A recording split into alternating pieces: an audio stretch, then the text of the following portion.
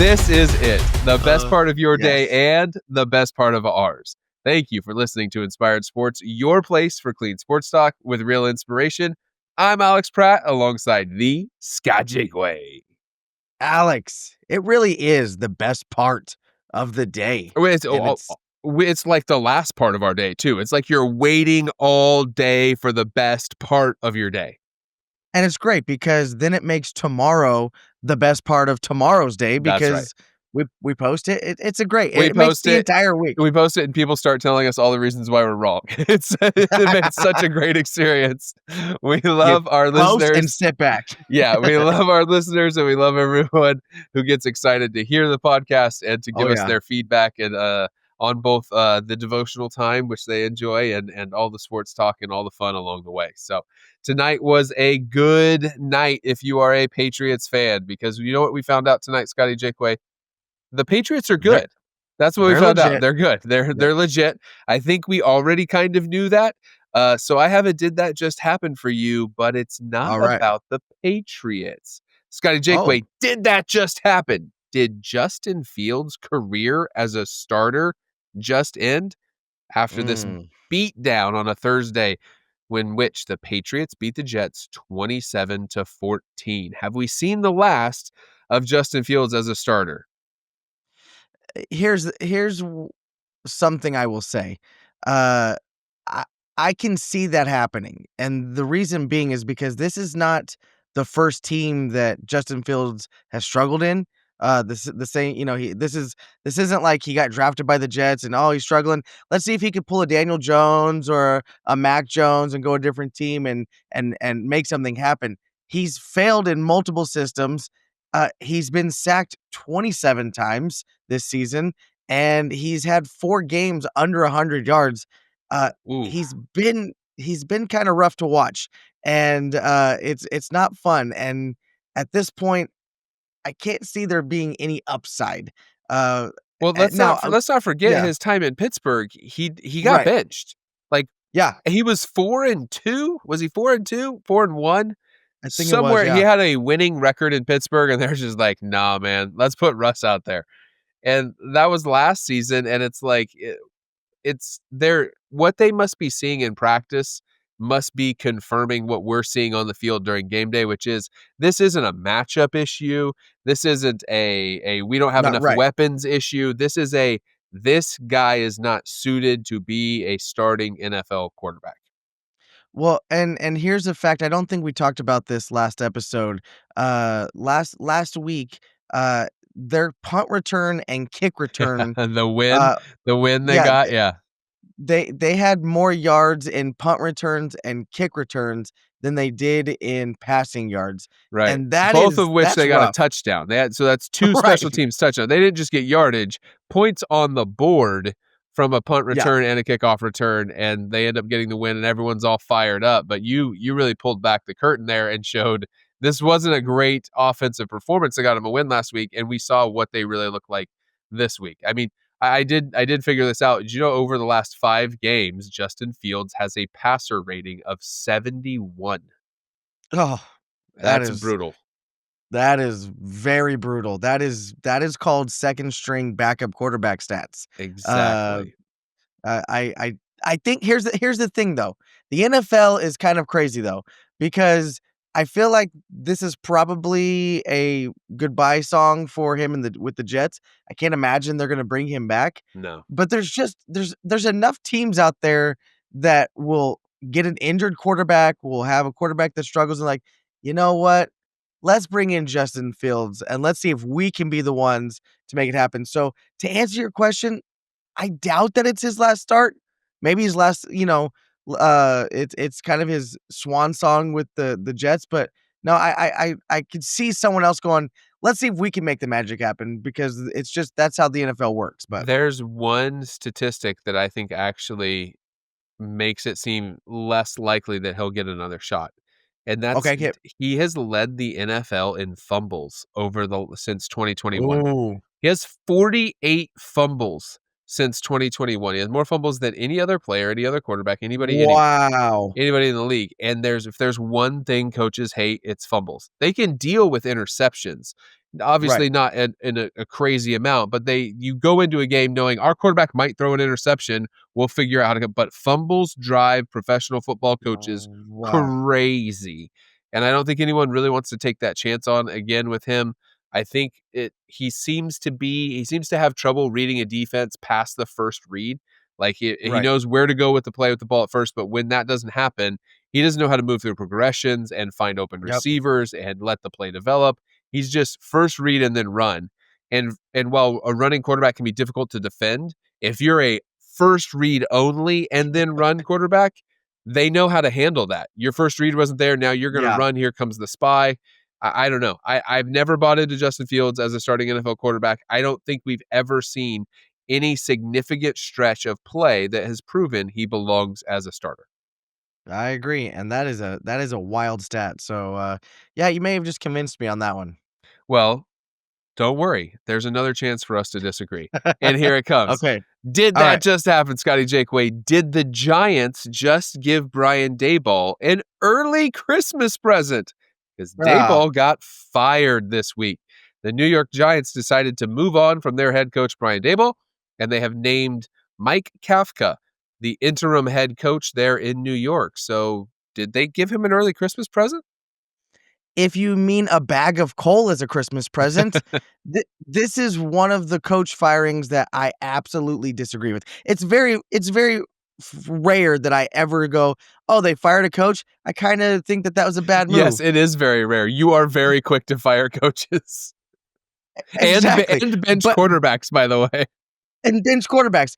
I'm all for it, but no, this is one of those times. This is a terrible idea. I could name 3 coaches off the top of my head without even thinking that deserved to be fired before he was fired. Go. He Give it to the he's people. Give us the 3. Who should be the fired Jets, before Brian Daboll? Aaron Glenn with the Jets, Kellen Moore with the Saints, and good old Mike McDaniel with the Dolphins. Whoa, Those 2 of 3 those guys are those first-year coaches. You gotta give them a chance, but Mike no. McDaniel. Mike McDaniel, I don't know what he has over there that's convincing people because it's been terrible. But no, he did not deserve to be fired. This is not an early Christmas present. They're gonna look back on this and realize what mistake they made because he's been riddled with injuries. Yeah. Jackson Dart just got a concussion. They're having to bring in the Jameis Winston experiment all over again. Yes. We need more You know, Jameis. which I'm not opposed to. I love the idea, Hold on, hold but on. Did you see his press conference this week where he started singing? He no. started singing in the middle of his press conference a sub song from Hamilton. He's like, Oh, 10-year reunion. And then he starts singing. It's the wildest thing ever. That guy is uh, a walking, I don't even know, a walking piece of entertainment. When every time he he's talks, I'm just so excited. Jameis Winston said something. I need to hear he's probably the one highlight right now over there because at the end of the day, they're it's not like they were gonna be any worse off with keeping him. You were a couple plays away from being a 5-win team instead of a 2-win team. it. Yeah, I get that that's a tough road for a coach, and the first person to get blamed is the coach. But no, I don't think this was a good idea. I don't think this was an early Christmas present. I think they're gonna look back on it and go, "Why did we do that?" Because they had a lot of good things going for them in New York, with just a few bad, things fell the wrong way, and this is not a good move. Let me fill in a few gaps before I give my thoughts. Okay, First, as you alluded to, there have been some fourth quarter kind of meltdowns in games in which they weren't able to hold a lead, but to his credit, he was able to build a lead with a rookie sure, quarterback that with an offense that's been, when you have your best receiver and your best running back injured and out for the year, that's a pretty difficult thing to do. exactly. So I respect him for that. I also think from what I've heard and from what I've read, they want to see what Mike Kafka can do. The man that they've named as the interim head Mm, coach, and they're like, well, okay, so we're going to give him some time to see what he is, to see if he's the guy for us. Because Mike Kafka has been getting head coaching job interviews in the offseason. He hasn't been offered a job yet, so I think they're wanting to see what he is before he ends up out the door. But I personally think they gave Brian Daboll an early Christmas present. It wasn't working. Like, yes, Jackson Dart was progressing, but Nah. it didn't feel like it was working with Brian Daboll. We had gone through the Daniel Jones experiment. We had done the whole, is Jackson Dart going to be a starter in this league? Is he a single read running back or quarterback? And now it just didn't feel like a fit. What I'm surprised by is that they retained the GM who hired Brian Daboll, Joe Shane. And so it honestly Right. felt like they were going to just clear house, but they didn't. They did not, and they kept him. But I think ultimately Daboll will be hired as an offensive coordinator somewhere. He'll get another shot to be a head coach if he can prove he can rebuild an offense again. So honestly, it felt like it had run its course, is what I'm saying. I don't think Mm. Brian Daboll was going to lead them anywhere, and I think they need someone else in there. And I'd like to throw this out right now. I'm not making this a prediction, but I think they should seriously consider Lane Kiffin, the head coach of Ole Miss.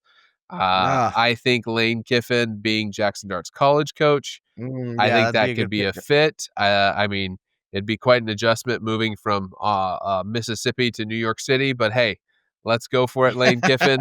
Get on a plane and come on up to New York City and enjoy it. So I know we have some Giants fans who listen who are probably screaming right now as they're hearing this. I'm thinking of one very specific Giants fan Yep. who listens. So I'm sure we'll get some thoughts back from him. But I think ultimately it had just run its course. It wasn't working. Yeah. I I agree to disagree if as the It, scholarly folks say. He's a good coach. I think he's a good coach. So I understand why He's a you good say coach. that. You don't.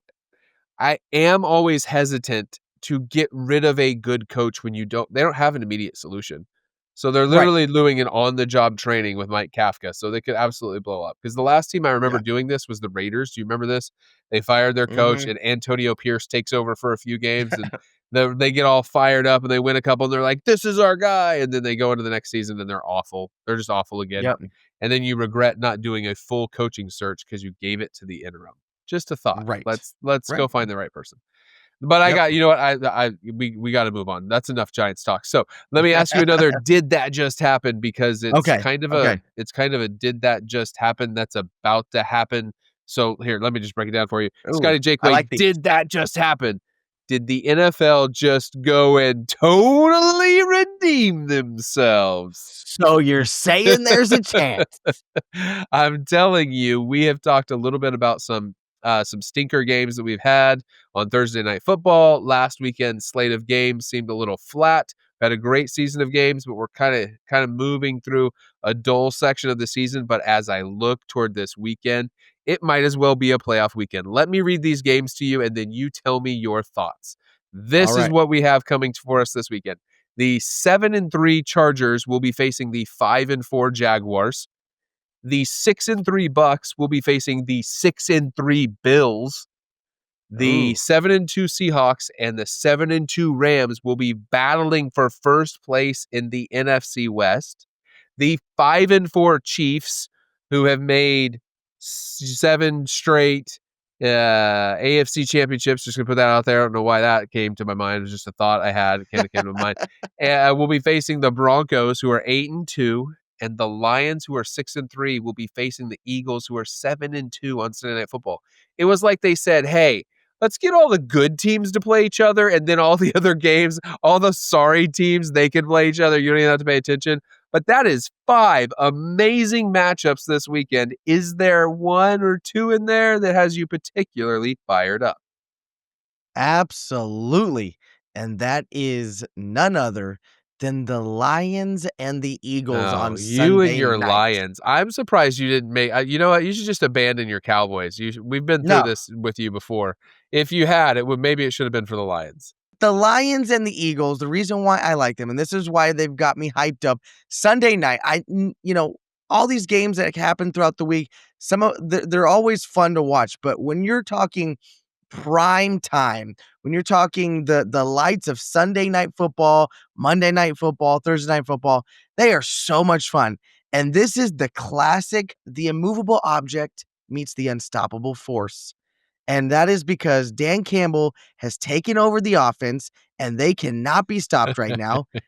And then you have the Eagles defense, who seems to be one of the top, always out there, always stopping offenses and slowing momentum. So I think it's going to be a fun offense and defensive battle. I think it's going to be one of those ones where you see two teams that are playoff bound come together, and it really has me fired up to see how the Lions respond to the Eagles.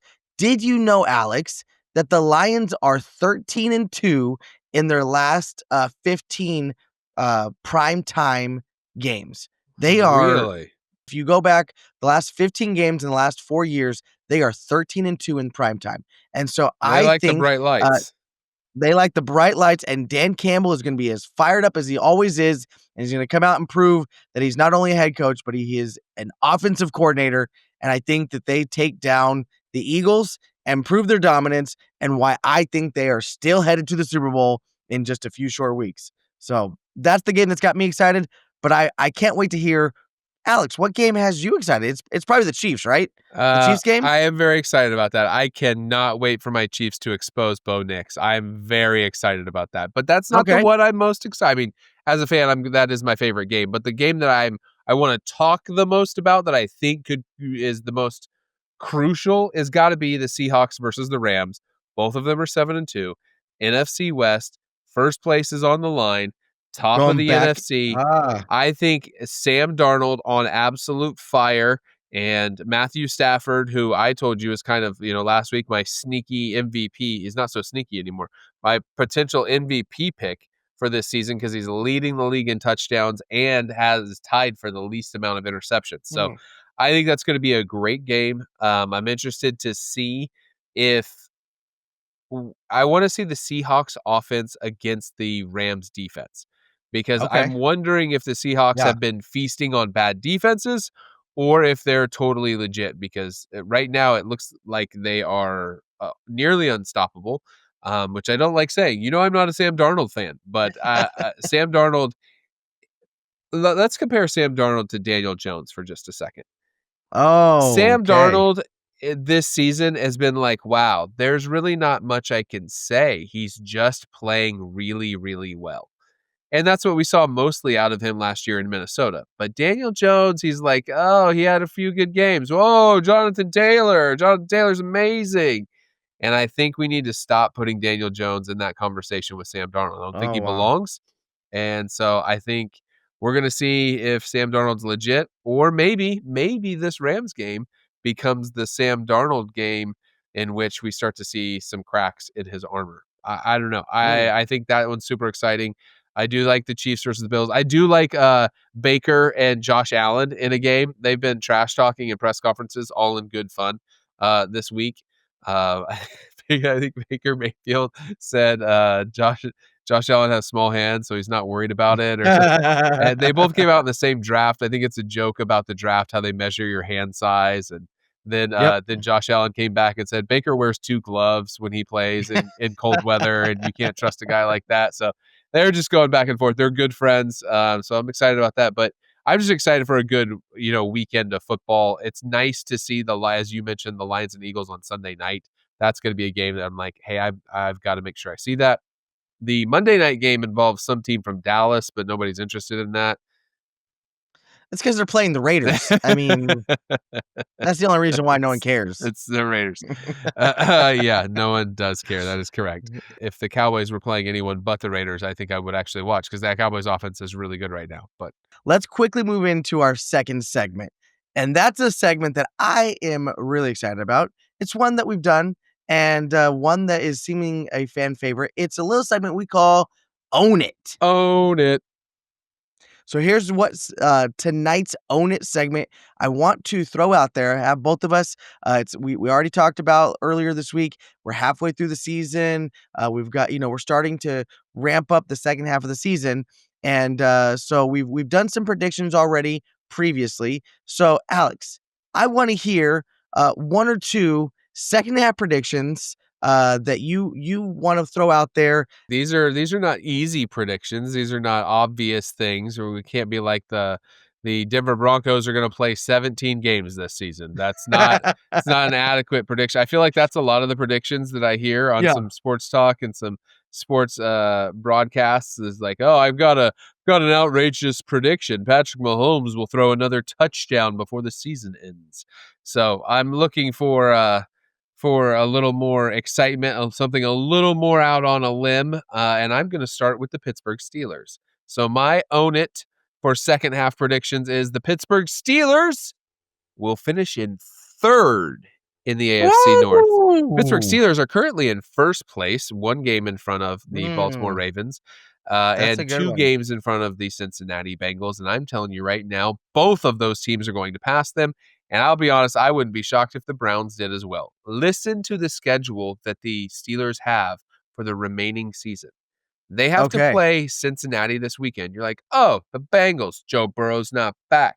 Joe Flacco's playing quarterback. They got this, except 4 weeks ago in his first game as a Bengal, Joe Flacco beat the Steelers. So we know Joe Flacco and the Bengals can beat the Steelers. So they have to play the Bengals this weekend. Then they're at Chicago, who's looking better and better each week. Ben Johnson has them in shape. Then they're home for Buffalo, which is a better team than the Steelers.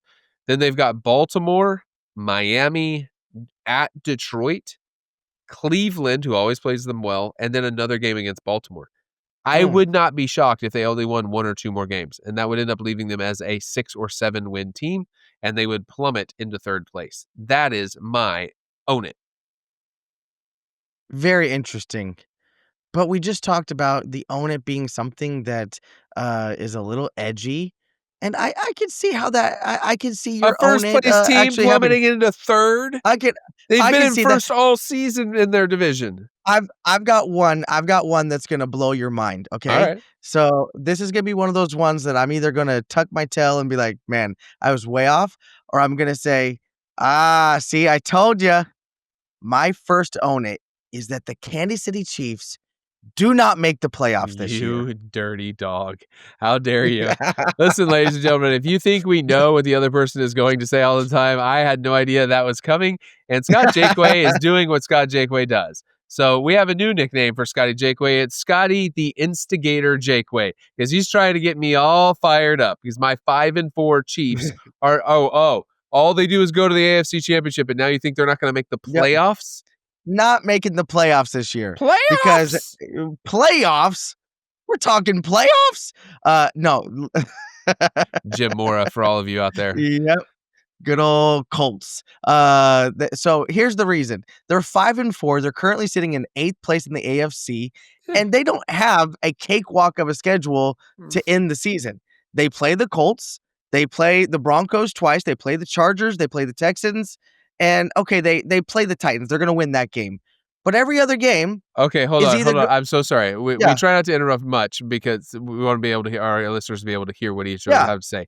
But what you just tried to scare me with was 2 Bo Nicks, a Daniel Jones, and a Cam Ward. You think I'm scared of 2 Bo Nicks, a Daniel Jones, and a Cam Ward?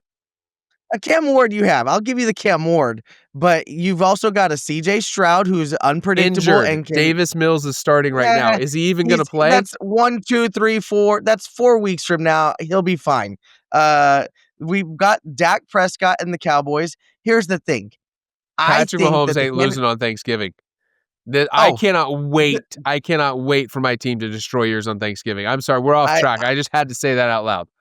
I will absolutely be eating a turkey leg and watching my Cowboys destroy your Kansas City Chiefs and good old curly hair Patrick Mahomes on the sidelines doing what he does best when he loses and just pouting like, "Oh, I Why just you wanna take my gotta be ball and go upset about his home." curly why does curly hair matter?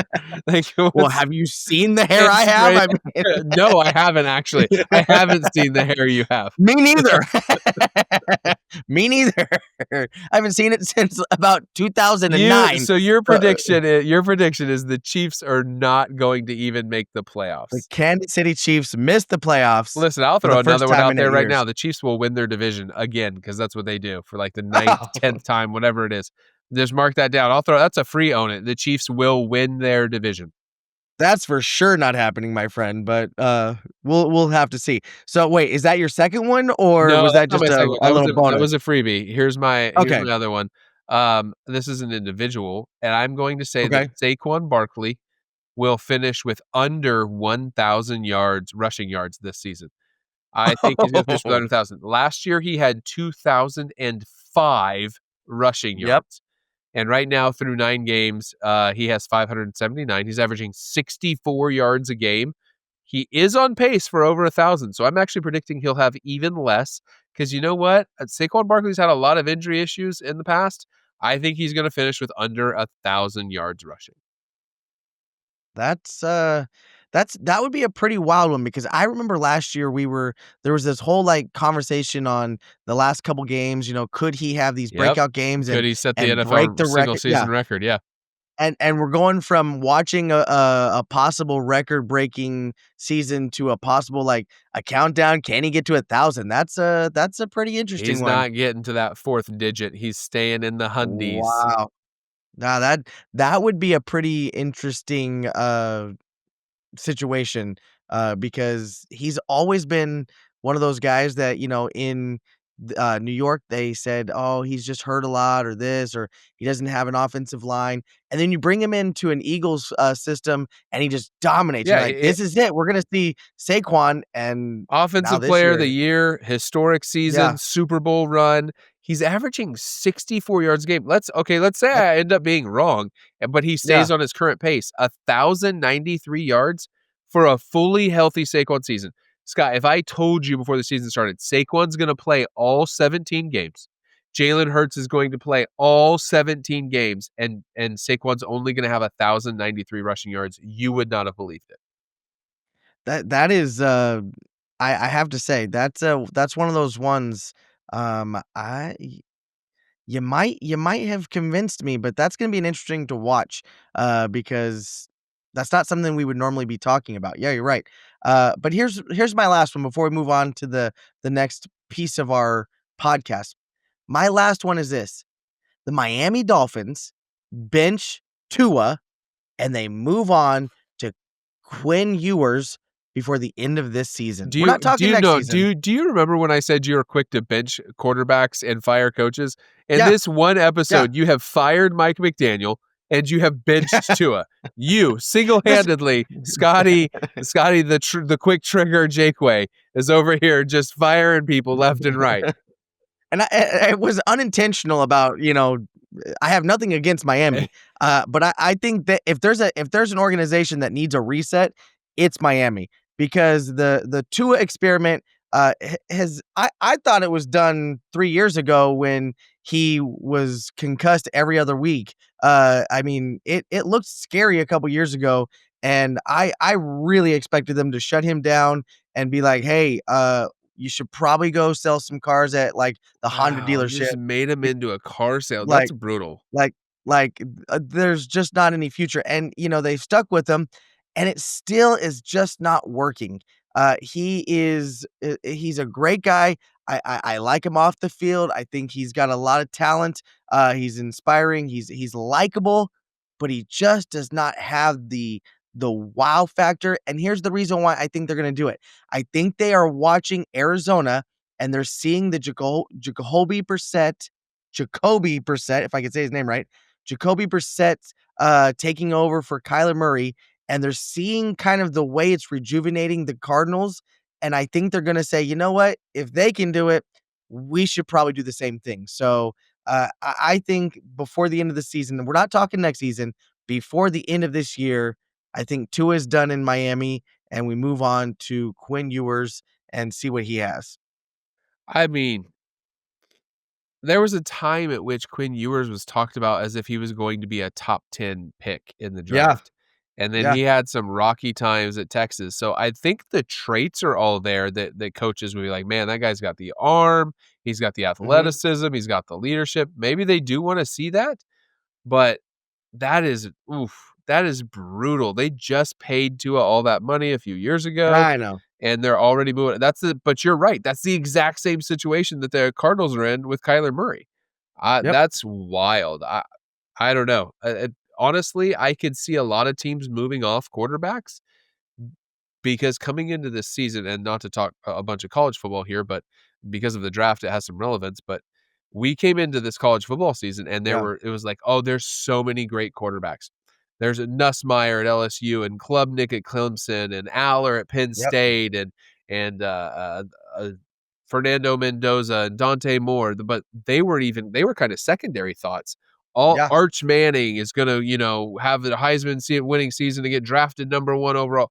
And all of those quarterbacks, other than Fernando Mendoza and Dante Moore, have had disappointing seasons. So I was hearing things before the season, Scott. I don't know what you were hearing or reading, but it was like, man, there's going to be 6 first-round quarterbacks. There's going to be 5 first-round quarterbacks. There's going to be 7 taken in the first 2 rounds. I would not be shocked at this point if there is 2, maybe 3 taken in the entire first round. Yeah. Which means some of these teams are going to have to go take a look, right? Someone's going to have to say, maybe I can figure out how to get the best out of Kyler Murray. Maybe I can figure out, because there's more than 2 or 3 teams that need new quarterbacks, right? We can't just send all these quarterbacks off and not have people to replace them.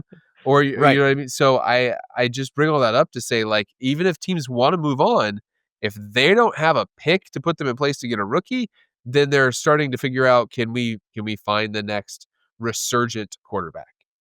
I completely agree. So it's gonna be interesting. But Alex, did you know it's Thursday night?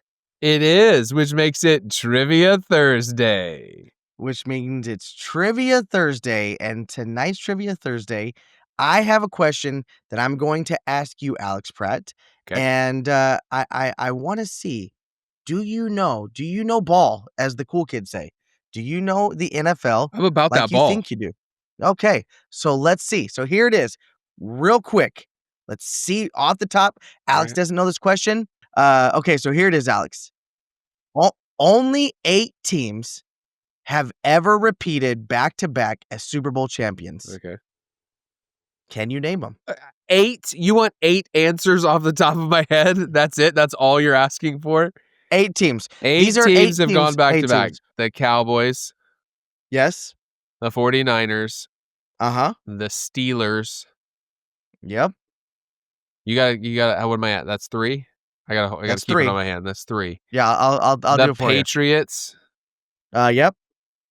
The Dolphins. The Dolphins. That's the one I thought might trip you up. Let's see who else has gone You back got 3 more. 3 more. Give me just a second. I'm gonna get there. See the Bulls, the Pistons, the Lakers. Sorry, wrong sport. Wrong sport. I need 3 more. Let's see. I don't know. They didn't. Oh wait, did he win them back to back? No, I was gonna say the Broncos, but John Elway lost one of those Super Bowls to Brett Favre and the Packers. But I bet the Packers are one of them. The Packers? I need 2 more. See, if I just start talking it out loud, I might get there. Give me just a second here. That's exactly, yeah. It's definitely not the Bucks. It is. I don't believe my Chiefs. No, the Chiefs. The Chiefs won 2 in a row, of course. How did I forget the Chiefs? I'm literally in my head picturing the Chiefs of the 60s. I'm like, no, they went to Super Bowl 1 and Super Bowl 3, and I'm like literally right in front of me. I need 1 more. I'm almost there. 1 more. You're almost there. To be clear, I have not missed one yet. No. Okay, you are I need 7 for 1 7. more. I am 7 for 7. No. I don't think either New York team has done it. No. Oh, this is gonna drive me nuts. I can't believe I'm within 1. Let me know when you want to phone a friend. The Rams. No, not the Rams. The Seahawks. No, Seahawks haven't done it. The Cardinals. No. No, don't give up on me yet. This is bad podcasting because it's dead air and there's nothing happening except me filling the time as my brain on a secondary thought tries to come up with who the other team is. I'm sure it's someone obvious that I'm totally missing. That people You've already said them. Is it the Giants? Nope. No, I've already said it. I said it wasn't either New York team. I don't think the Seahawks didn't do it back to back. You're overthinking. Is it Denver? Did Denver do it? It's Denver Broncos, 97-98. That's to Terrell Davis years. Yes.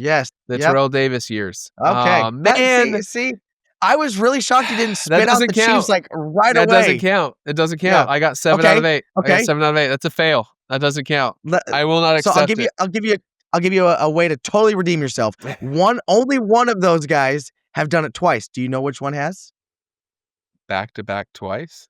Yes, I do. I do. Who? It's the 49ers. No.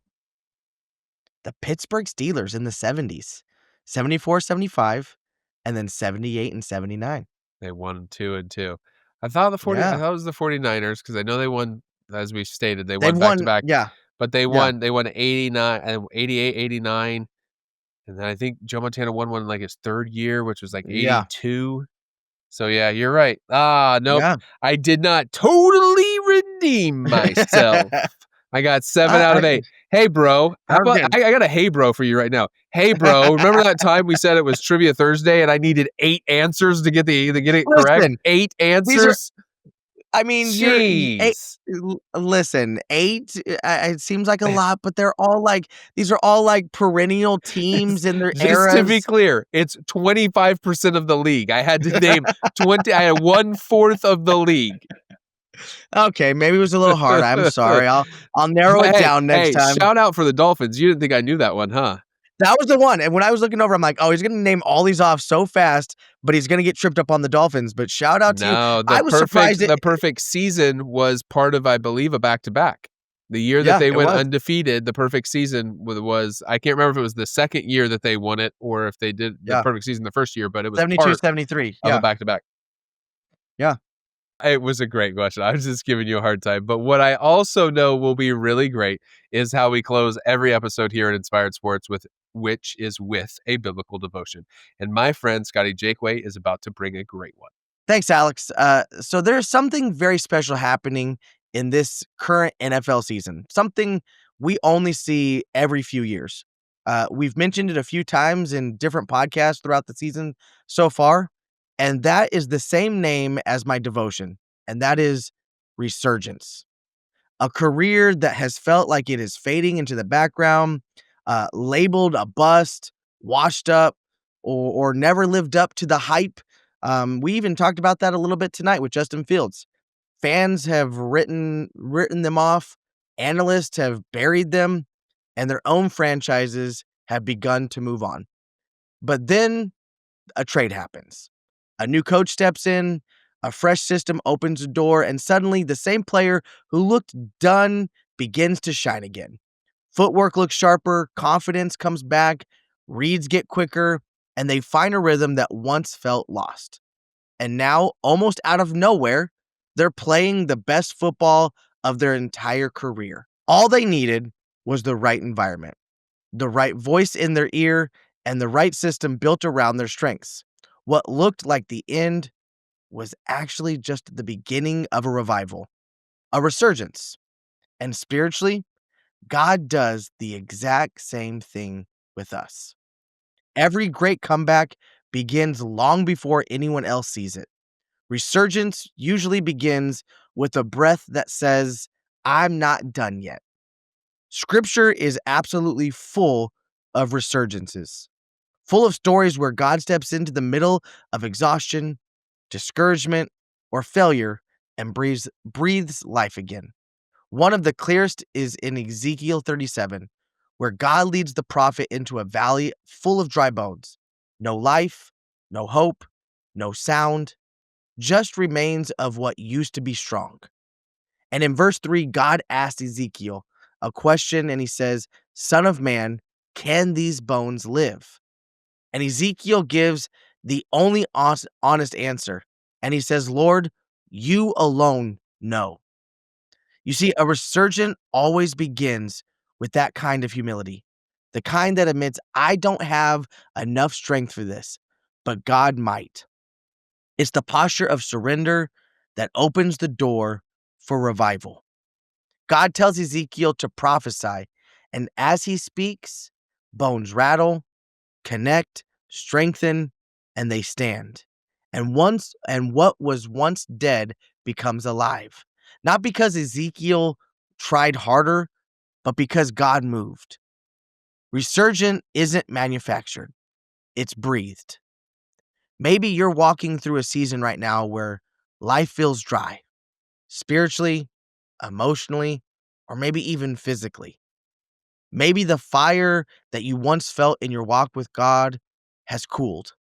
Maybe old habits have resurfaced. Maybe disappointment has hit harder than you anticipated.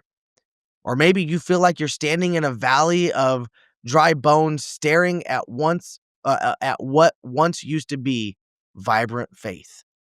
But the good news is this: resurgence isn't about where you are, it's about who's with you. Psalms 85:6 says, "Will you not revive us again, that your people may rejoice in you?" You see, the word revive means to bring back, to renew, to restore breath. It's the picture of God leaning down, placing his hand on your soul, on your shoulders, and reminding you that he is not finished.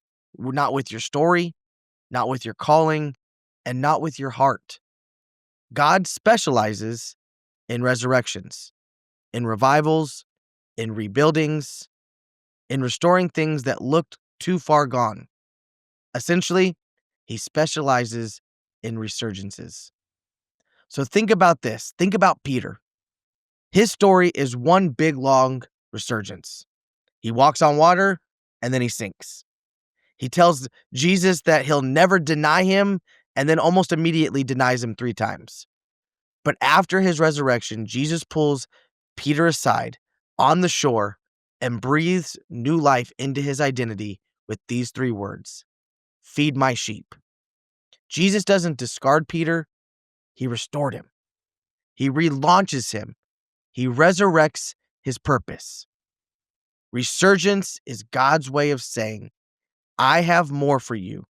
Get up and breathe again. Sometimes resurgence is a quiet system. It's a renewed desire to pray, a slow rebuilding of discipline in your life, a gentle return to scripture. But sometimes it might be dramatic: a breakthrough, a moving moment in a church service, a miracle. But either way, the source is the same: the Spirit of God doing in you what you could not do on your own. Isaiah 40:31 paints the picture perfectly. But those who wait on the Lord will renew their strength. They will mount up with wings like eagles. That word renew literally means exchange. God trading your weakness for his strength, your fatigue for his power. Maybe today is your resurgence moment. Maybe the thing that you thought was dormant is about to be stirred once again. Maybe the part of your faith that felt dry is about to hear God say, live again. Not because you have fought harder, but because he is breathing deeper. So let God speak over your bones. Let him call your heart today back to life.